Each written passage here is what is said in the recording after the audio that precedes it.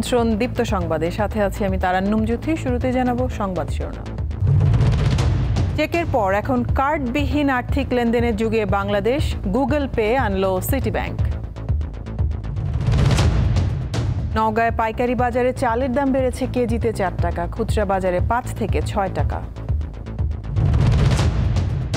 তারেক রহমান দেশে ফিরতে প্রস্তুত, বলছেন বিএনপি নেতারা। সংস্কার চলছে গুলশানের বাড়িতে। যুদ্ধবিরতি লঙ্ঘন করা ইসরায়েলের প্রতি অসন্তোষ প্রকাশ ট্রাম্পের, ইরানে বোমা না ফেলার আহ্বান।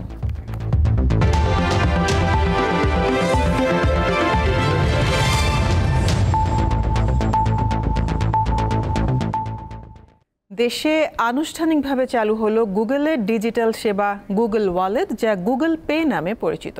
আপাতত সিটি ব্যাংকের গ্রাহকরা ডেবিট বা ক্রেডিট কার্ড ছাড়াই শুধু অ্যান্ড্রয়েড ফোনের মাধ্যমে দ্রুত ও নিরাপদে আর্থিক লেনদেন করতে পারবেন।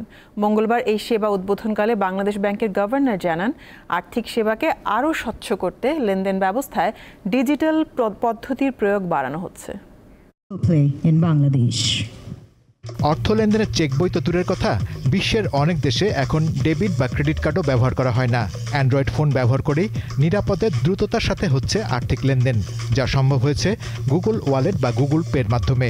এটি একটি উন্নত সাবস্ক্রিপশন প্রযুক্তি, যা গ্রাহকের তথ্য নিরাপত্তা নিশ্চিত করে। আর গ্রাহকেরা যে কোনো সময় যে কোনো স্থান থেকে, এমনকি আকাশপথে যাতায়াতের সময়ও লেনদেন করতে পারেন।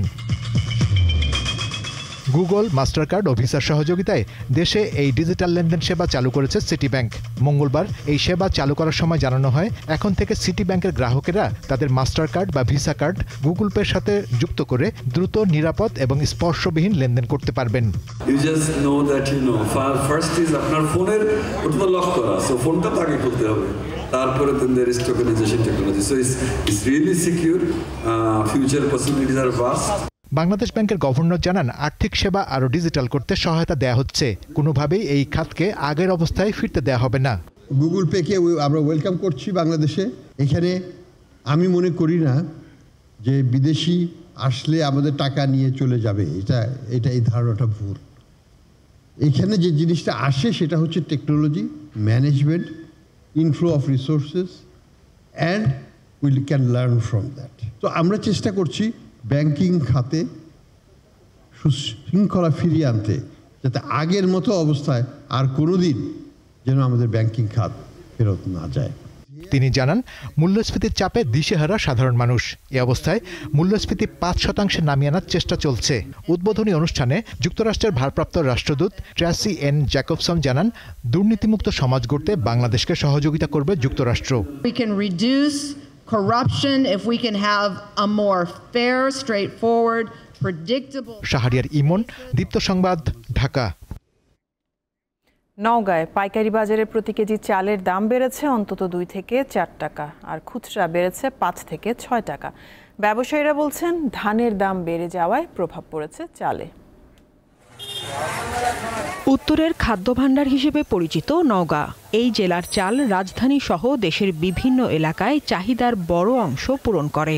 তাই এখানে দাম বাড়লে প্রভাব পড়ে অন্যত্র। পাইকারি বাজারে সপ্তাহের ব্যবধানে প্রতি কেজি চালের দাম 2 থেকে 4 টাকা বেড়েছে।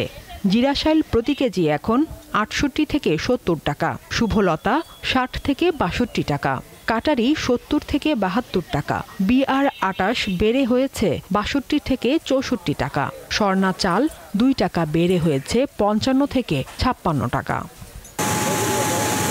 ব্যবসায়ীরা জানান, ইরি ও বোরো মৌসুম শেষ হওয়ায় হাটে ধানের আমদানি কম, বেশি দামে ধান কেনার প্রভাব পড়েছে চালের বাজারে। 12.5-13 দেখলাম জিরার ধান, সেটা এখন 1700 পার হয়ে গেছে। তারপরে লতার ধান 1100, সে ধান এখন 1420-30। ব্যবধান প্রায় 150 থেকে 200 টাকা ধানের দাম বৃদ্ধি। প্রতিটা ধানের দাম বৃদ্ধির কারণে কিন্তু আজকে চালের দাম বৃদ্ধি। হঠাৎ চালের দাম বাড়ায় বেকায়দায় পড়েছে খেটে খাওয়া নিম্ন আয়ের মানুষ। চালের বাজার 3 থেকে 4 টাকা বাড়ছে। আমরা গরিব যদি মানুষ, আমরা কি করবো? এমনিতে দিন মজুরি মাইনে কম পাই। এই সমস্যা চলতে থাকলে তো আমরা চলতে পারবো না, সংসার আমাদের অচল। কৃষি অফিসের তথ্য অনুযায়ী নওগাঁয় এবছর বোরো মৌসুমে ধান উৎপাদনের লক্ষ্যমাত্রা ছিল ৮,৭২,৫৩০ টন। অর্জন হয়েছে ৮,৭১,৮৬৫ টন। দীপ্ত বার্তা কক্ষ। জুলাই আগস্টের গণঅভ্যুত্থানে মানবতাবিরোধী অপরাধের মামলায় শেখ হাসিনা সহ ৩ আসামির বিরুদ্ধে অভিযোগ গঠনের শুনানি ১ জুলাই। বিচারপতি গোলাম মর্তুজা মজুমদারের সমন্বয়ে ৩ সদস্যের আন্তর্জাতিক অপরাধ ট্রাইব্যুনাল মঙ্গলবার এ তারিখ নির্ধারণ করেছে। ছাত্র জনতার জুলাই গণঅভ্যুত্থানে দেশজুড়ে অতিরিক্ত শক্তি প্রয়োগের অভিযোগ ওঠে আইন শৃঙ্খলা রক্ষাকারী বাহিনীর বিরুদ্ধে। এতে শত শত মানুষের প্রাণহানি ঘটে, আহত হন হাজার হাজার আন্দোলনকারী। এ ঘটনায় আন্তর্জাতিক অপরাধ ট্রাইব্যুনালে মামলা হয়েছে। প্রসিকিউশন বলছে হতাহতের ঘটনায় সুপিরিয়র রেসপন্সিবিলিটি ছিল তৎকালীন প্রধানমন্ত্রী শেখ হাসিনা, স্বরাষ্ট্রমন্ত্রী আসাদুজ্জামান খান কামাল ও সে সময়ের আইজিপি চৌধুরী আবদুল্লাহ আল মামুনের। পত্রিকায় বিজ্ঞপ্তি দিয়ে ২৪ জুন শেখ হাসিনা ও কামালকে হাজির হওয়ার নির্দেশ দেয় ট্রাইব্যুনাল, কিন্তু তারা হাজির না হওয়ায় অভিযোগ গঠনের সিদ্ধান্ত নেয় আদালত। আমরা ১ সপ্তাহ সময় চেয়েছি ফরমাল চার্জ দাখিলের জন্য। এখানে ১৬ জনকে অ্যাকিউজ করা হয়েছে। আমরা স্ক্রুটিনি করে দেখছি, আমরা আশা করছি 2 জুলাই এটা দিন ধার্য হয়েছে, এর মধ্যেই ফরমাল চার্জ দাখিল করতে পারবো। সাবেক প্রধানমন্ত্রী ও স্বরাষ্ট্রমন্ত্রীর পক্ষে মামলা এগিয়ে নিতে আইনজীবী নিয়োগ দিয়েছে আদালত। প্রসিকিউশনের পক্ষে পত্রিকা বিজ্ঞপ্তি চাওয়া হয়েছিল, ট্রাইব্যুনাল পত্রিকা বিজ্ঞপ্তি দিয়েছিলেন, পত্রিকা পেপার পাবলিকেশন হয়েছে, পত্রিকা বিজ্ঞপ্তি নথিতে সামিল হয়েছে।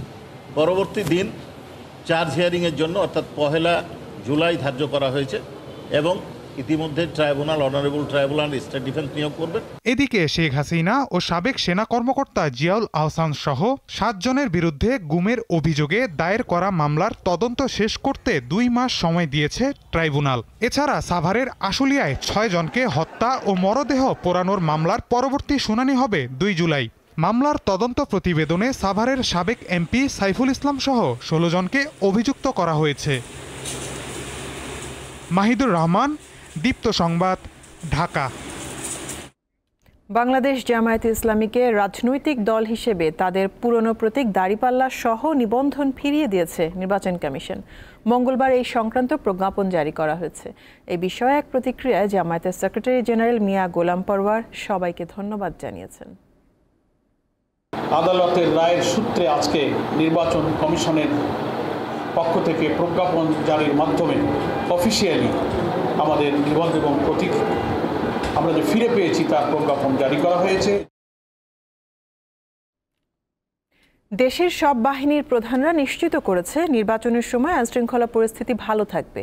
এমন তথ্য জানিয়ে স্বরাষ্ট্র উপদেষ্টা জাহাঙ্গীর আলম চৌধুরী বলেছেন, নির্বাচন করতে যত ধরনের সহযোগিতা দরকার হবে নির্বাচন কমিশনকে সেটা সরকার দেবে।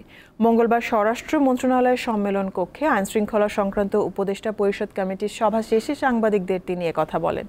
উপদেষ্টা জানান, নির্বাচনে আইনশৃঙ্খলা পরিস্থিতি যাতে ভালো থাকে সেটা নিয়ে আলোচনা হয়েছে।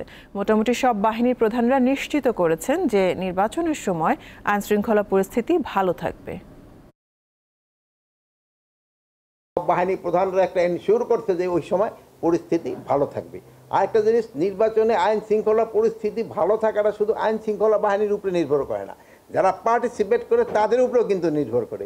এই জন্য আপনারা সবসময় বলবেন, তাদেরও বলবেন, যদি নির্বাচনটা ভালো হয়, যে জিতে তার জন্য কিন্তু একটু ভালো হয়, ভালো নির্বাচনে জিতলে। বিএনপির ভারপ্রাপ্ত চেয়ারম্যান তারেক রহমান দেশে ফেরার প্রস্তুতি নিচ্ছেন এবং খুব শিগগিরই ফিরবেন বলে জানিয়েছেন দলটির নেতারা। আলোচনা চলছে দেশে ফিরলে কোথায় বাস করবেন তিনি। জানা যায়, তারেক রহমান রাজধানীর গুলশানের বাড়িতে উঠতে পারেন। এজন্য প্রয়োজনীয় সংস্কারের পর বাড়িটি পুরোপুরি প্রস্তুত করা হচ্ছে।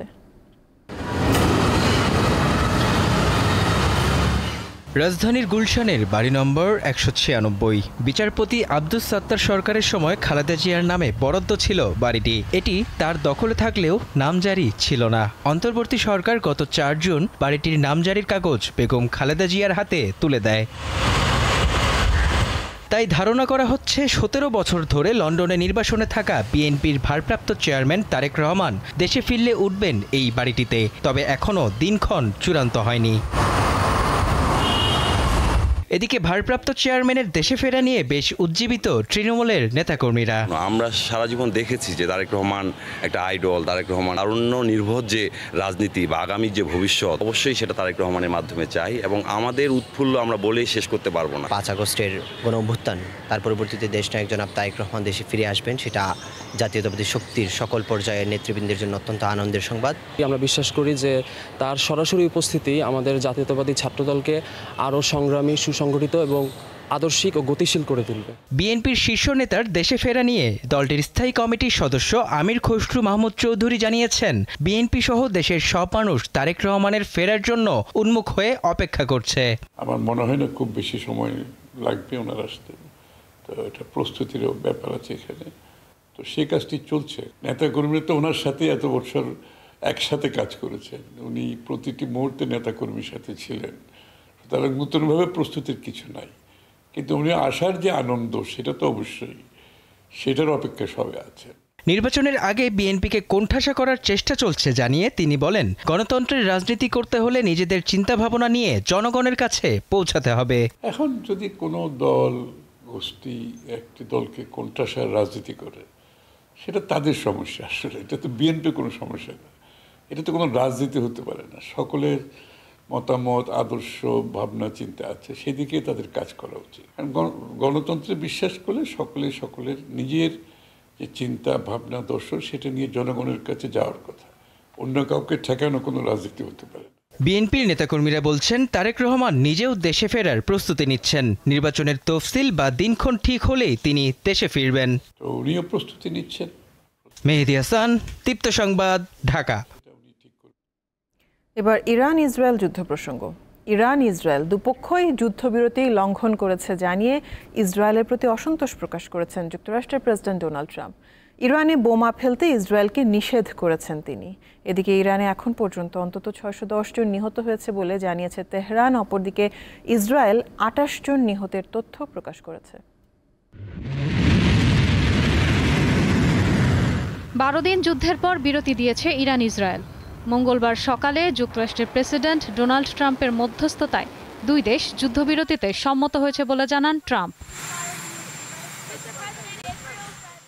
নিজের মালিকানাধীন সামাজিক যোগাযোগ মাধ্যম ট্রুথ সোশ্যালে এক বার্তায় যুদ্ধবিরতির কথা জানান যুক্তরাষ্ট্রের প্রেসিডেন্ট। পরে আরেক বার্তায় যুদ্ধবিরতি কার্যকর হয়েছে জানান তিনি। যদিও যুদ্ধবিরতি কার্যকরের পর একে অপরের ওপর যুদ্ধবিরতি লঙ্ঘনের অভিযোগ দিয়ে যাচ্ছে ইরান ও ইসরায়েল। তবে ইরানে বোমা না ফেলতে এবং যুদ্ধবিরতি লঙ্ঘন না করতে ইসরায়েলকে কড়া নির্দেশ দিয়েছেন মার্কিন প্রেসিডেন্ট। ট্রাম্পের সঙ্গে ফোনালাপের পর নতুন হামলা থেকে বিরত থাকার কথা জানিয়েছেন ইসরায়েলের প্রধানমন্ত্রী নেতানিয়াহু। এরই মধ্যে ইরানের রাজধানী তেহরান এবং উত্তরাঞ্চলীয় শহর বাবলশারের কাছে বিকট বিস্ফোরণের শব্দ শোনা গেছে।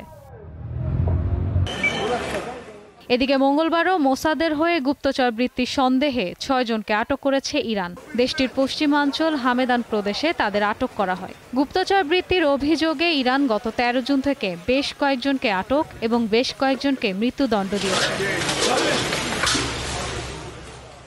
12 দিন যুদ্ধের পর এবার প্রকাশ হচ্ছে দুই দেশের ক্ষয়ক্ষতির চিত্র। এই যুদ্ধে নজিরবিহীন ক্ষয়ক্ষতি দেখেছে ইসরায়েলের রাজধানী তেল আবিব, হাইফা সহ কেন্দ্রীয় শহরগুলো। যুদ্ধের প্রভাবে ব্যাহত হয়েছে ব্যবসা বাণিজ্য। এই যুদ্ধ দেশটির অর্থনীতিতে ভয়াবহ চাপ সৃষ্টি করছে। একই অবস্থা ইরানেরও। দেশটির সামরিক ও বেসামরিক স্থাপনা বিধ্বস্ত সহ রেভলিউশনারি গার্ডের শীর্ষ কর্মকর্তা ও পরমাণু বিজ্ঞানীরা নিহত হয়েছেন। ইশরাত সুমা, দীপ্তবার্তা কক্ষ। চলতি অর্থবছর জাতীয় অর্থনৈতিক পরিষদের নির্বাহী কমিটি একনেকের শেষ বৈঠক অনুষ্ঠিত হলো মঙ্গলবার। রাজধানীর শেরেবাংলা নগরে এনইসি সম্মেলন কক্ষে আয়োজিত সভায় সভাপতিত্ব করেন প্রধান উপদেষ্টা ডক্টর মোহাম্মদ ইউনূস। এটি চলতি অর্থবছরের দ্বাদশ এবং অন্তর্বর্তী সরকারের একাদশ সভা। একনেক সভায় ৮,৯৮৭ কোটি টাকার ১৭টি প্রকল্প অনুমোদন দেয়া হয়। এর মধ্যে উল্লেখযোগ্য প্রকল্প হচ্ছে 4টি নতুন মেরিন একাডেমিতে সিমুলেটর ও নৌ প্রশিক্ষণ সুবিধা স্থাপন, রোহিঙ্গা ও স্থানীয় জনগোষ্ঠীর জীবনমান উন্নয়ন কার্যক্রম, বাংলাদেশের আন্তর্জাতিক টেলিযোগাযোগ সম্প্রসারণের 3য় সাবমেরিন কেবল স্থাপন এবং দেশের বিভিন্ন জেলায় নতুন 13টি সার সংরক্ষণাগার নির্মাণ। প্রধান উপদেষ্টার বাসভবন অভিমুখে পদযাত্রা ও ঘেরাওয়ের আলটিমেটাম দিয়েছেন চাকরিচ্যুত বিডিআর সদস্যরা। দাবি আদায়ের লক্ষ্যে মঙ্গলবার সকাল থেকে রাজধানীর শাহবাগে জাতীয় জাদুঘরের সামনে অবস্থান নেন তারা। আন্দোলনকারীরা জানান 2009 সালে ষড়যন্ত্রের শিকার হয়ে চাকরিচ্যুত ও ক্ষতিগ্রস্ত বিডিআর এবং কারাবন্দী বিডিআর সদস্যদের ন্যায় বিচার ও ন্যায়সঙ্গত অধিকার পুনঃপ্রতিষ্ঠা ও কল্যাণ নিশ্চিতের লক্ষ্যে তারা এই কর্মসূচি পালন করছেন। দাবি আদায় না হওয়া পর্যন্ত কর্মসূচি চলবে বলে জানান আন্দোলনকারীরা।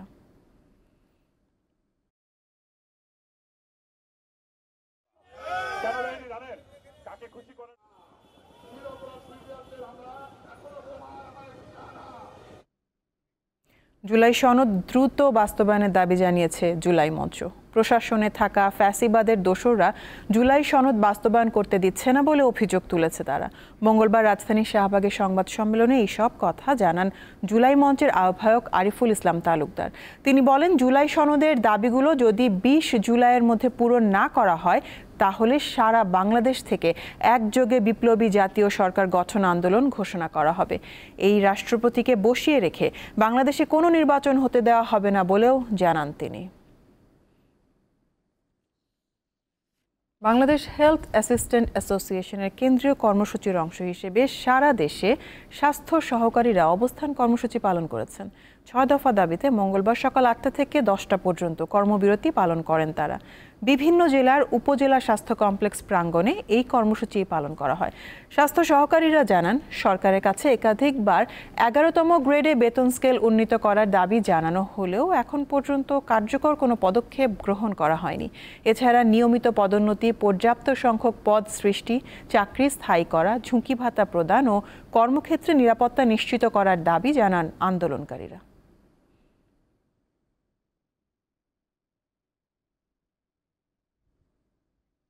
কোনো ধরনের মব জাস্টিসকে প্রশ্রয় দেওয়া হবে না, দোষীদের আইনের আওতায় আনা হবে বলে জানিয়েছেন ডিএমপি কমিশনার শেখ মোহাম্মদ সাজ্জাদ আলী। মঙ্গলবার ডিএমপি সদর দপ্তরে এক অনুষ্ঠান শেষে সাংবাদিকদের প্রশ্নের জবাবে তিনি বলেন, মব নিয়ন্ত্রণে কোনো পুলিশ সদস্যের গাফিলতি পাওয়া গেলে কঠোর ব্যবস্থা নেওয়া হবে। সাবেক প্রধান নির্বাচন কমিশনারের বাসায় মব সৃষ্টির ঘটনায় একজনকে গ্রেপ্তার করা হয়েছে। এছাড়া কমিশনার বলেন, দাবি আদায়ের সড়ক অবরোধ করা যাবে না। মহানগরীতে সড়ক অবরোধ করে আন্দোলনের নামে জনভোগান্তি যাতে কেউ সৃষ্টি করতে না পারে সেজন্য বিভিন্ন রাজনৈতিক দলের প্রতিনিধিদের সঙ্গে আলোচনা করা হবে। নেশার টাকা জোগাতে 1.5 মাসে শিশু সন্তান বিক্রির অভিযোগ উঠেছে মা বাবার বিরুদ্ধে। সোমবার শরীয়তপুর পৌরসভার 3 নম্বর ওয়ার্ডের চরপালং গ্রামে এই ঘটনা ঘটে। শিশুটিকে উদ্ধার করে দাদা দাদির কাছে দেওয়ার পাশাপাশি তার বাবা ইব্রাহিম খলিল ও মা শ্রাবণী বেগমকে আটক করেছে পুলিশ। সোমবার দুপুরে ইব্রাহিম ও শ্রাবণীর 1.5 মাস বয়সী শিশুপুত্রকে প্রতিবেশী ইকবাল হোসেন ও মুক্তা দম্পতির কাছে 31,000 টাকায় বিক্রি করা হয়। এ ঘটনায় জরুরি সেবা 999-এ জানায় স্থানীয়রা। খবর পেয়েই পালং মডেল থানা পুলিশ স্থানীয়দের সহায়তায় শিশুটিকে উদ্ধার করে তার দাদা দাদির হাতে তুলে দেয় এবং অভিযুক্ত দম্পতি ইব্রাহিম ও শ্রাবণীকে আটক করে। বাসায় এসে পরে কইতেছে যার আমার ইব্রাহিমের তো বাচ্চা চালাইছে আমার নাতি আর যে কিনছে হেই কেমন তোর লোক গার্জিয়ানের না জিগায় কিনলো ওই একজন আর মাথা শেষ নাই দেখি তো এভাবে চালাইছে আজকে সুষ্ঠু বেরেন্ড হলে তো ব্যস্ত পারতো না। পুলিশের দাবি, শিশুটির বাবা ইব্রাহিম একজন মাদকসেবী। ঋণের টাকা পরিশোধ করতে টাকার বিনিময়ে নিজের সন্তানকে বিক্রি করার কথা স্বীকার করেছেন তিনি। আমার টাকা তো দেওয়া লাগবে, টাকা দেওয়ার লেগে আমার সন্তান আমি আরেকজনের দিয়া 20,000 টাকা এনে হ্যাঁ 20,000 টাকা দিয়েছে। 20,000 না 20,000 মানে 30,000 টাকা আমার দিয়েছে সন্তানের ব্যবধায়, হ্যাঁ আমি 20,000 টাকা হে আমার লয়ে গেছে, পরে মাইরে আমার সব টাকাই হে লয়ে গেছে। এই দম্পতি নড়িয়া উপজেলার ফতেজংপুর এলাকার বাসিন্দা। ইব্রাহিম কাজ করেন একটি গাড়ির ওয়ার্কশপে। পরিবার নিয়ে পৌরসভা 3 নম্বর ওয়ার্ডের চর পালং এলাকায় ভাড়া বাসায় থাকেন। আমার বাড়ি থেকে ফোন দিছে যে বাড়িতে ঝামেলা হয়েছে। সে ঝামেলায় বলছে যে জন্নার ছেলের বউ আর ছেলে ওনার বাচ্চা বিক্রি করে ফেলেছে, আপনি আজকে আসবেন? আমি তো এমনি তো আসার কথা, আমি আসবো। ইব্রাহিম ও শ্রাবণী দম্পতির 2 বছরের এক মেয়ে ও 1.5 মাস বয়সের এক ছেলে সন্তান রয়েছে। এমন ঘটনায় এলাকায় চাঞ্চল্যের সৃষ্টি হয়। দীপ্ত, বার্তাকক্ষ। প্রায় 2 বছর আটকে থাকার পর সার্টিফিকেশন সনদ পেয়েছে কামার আহমদ সাইমনের চলচ্চিত্র অন্যদিন। জুলাই মাসে প্রেক্ষাগৃহে মুক্তি পেতে যাচ্ছে এই সিনেমা। মঙ্গলবার সন্ধ্যায় ঢাকা স্টার সিনেপ্লেক্সের সীমান্ত সম্ভার শাখায় ছবিটির বিশেষ প্রদর্শনীর আয়োজন করা হয়। সমাজের বিশিষ্টজনেরা ছবিটি উপভোগ করেন। অন্যদিন বিশ্বের বিভিন্ন উৎসবে প্রশংসা কুড়িয়েছে। 2017 সালে কান চলচ্চিত্র উৎসবের অফিসিয়াল সিলেকশন সিন ফাউন্ডেশনের ছবি এটি। নির্মাতা জানান 2023 সালের মে মাসে অন্যদিন সেন্সর বোর্ডে জমা পড়ে। দেশের আইনশৃঙ্খলা পরিস্থিতি, নির্বাচনী পরিবেশ ও রাজনীতি নিয়ে প্রশ্ন তোলায় ছবিটি নিয়ে আপত্তি তুলেছিল সরকার। এরপর থেকেই ছবিটি আটকে ছিল।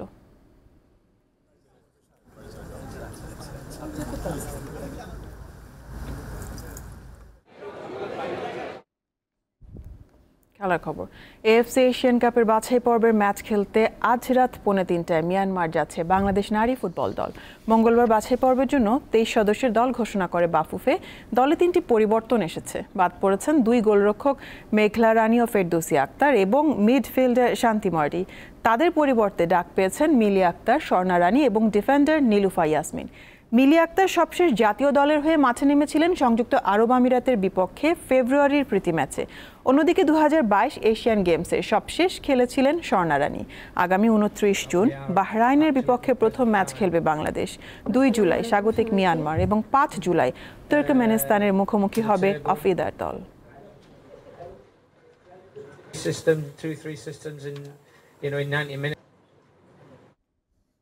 কলম্বোতে কাল শুরু হচ্ছে বাংলাদেশ শ্রীলঙ্কার দ্বিতীয় ও শেষ টেস্ট। সকাল 10:30টায় মাঠে নামবে 2 দল। অসুস্থতার কারণে গল টেস্টে না থাকা মিরাজ ফিরছেন এই ম্যাচে। বাংলাদেশ ও শ্রীলঙ্কার মধ্যে সিরিজের প্রথম ম্যাচে 2 দলই ব্যাট হাতে ভালো করে, কিন্তু ফল নির্ধারিত হয়নি। তাই দ্বিতীয় টেস্টে জয় পরাজয়ের উপর নির্ভর করবে ট্রফির ভাগ্য। লঙ্কানদের বিপক্ষে 2 টেস্টের সিরিজের পর নাজমুল হোসেন শান্ত হয়তো বাংলাদেশ টেস্ট দলের নেতৃত্ব ছেড়ে দেবেন এমন গুঞ্জন রয়েছে। তবে কলম্বো টেস্টে আপাতত মনোযোগ দিচ্ছেন তিনি। শ্রীলঙ্কা সফরের শুরুতে একবার চোট পেয়েছিলেন শান্ত। শ্রীলঙ্কায় পৌঁছে প্রথম টেস্টের আগে প্রথম দিনের অনুশীলন চলাকালে তিনি আঙ্গুলে চোট পান। দ্বিতীয় টেস্টের জন্য শান্ত ফিট আছেন। শেষ টেস্টে ম্যাচ খেলার জন্য প্রস্তুত রয়েছেন তিনি। মেহেদী হাসান মিরাজ দলের জন্য খুবই গুরুত্বপূর্ণ। অবদান রাখতে পারেন ব্যাটিং বোলিং দুইভাবেই। অসুস্থতার কারণে গল টেস্টে না খেলা এই তারকা সুস্থ হয়ে অনুশীলনে ফিরেছেন।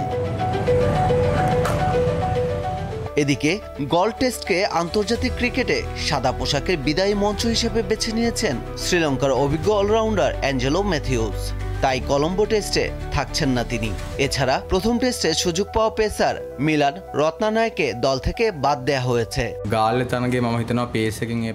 কলম্বোর পিচ পেস সহায়ক হবে এমন ধারণায় 3 জন পেসার নিয়ে মাঠে নামবো। আবহাওয়ার অবস্থা বারবার বদলে যাচ্ছে। শুরুতে 3 জন পেসার নিয়ে ভাবছিলাম, কিন্তু উইকেট এখন কিছুটা ফ্ল্যাট মনে হচ্ছে। তাই চূড়ান্ত সিদ্ধান্তটা সকালে নেব।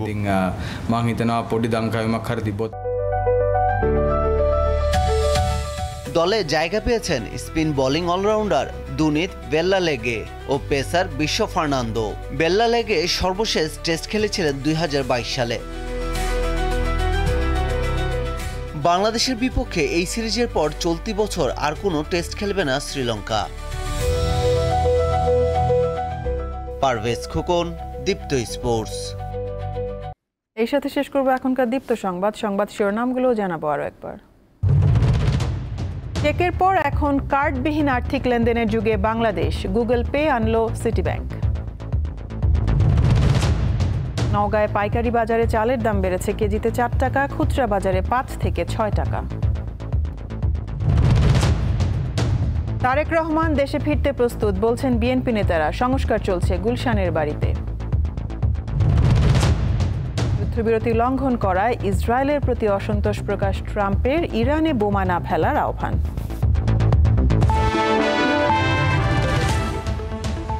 এ ছিল এখনকার মতন। আমি তারান্নুম জুথি বিদায় নিচ্ছি। দর্শক, আরও তথ্য বিনোদনের সংবাদ জানতে যুক্ত থাকুন দীপ্ত টিভির ডিজিটাল প্ল্যাটফর্মগুলোতে। এতক্ষণ সাথে থাকার জন্য ধন্যবাদ সবাইকে।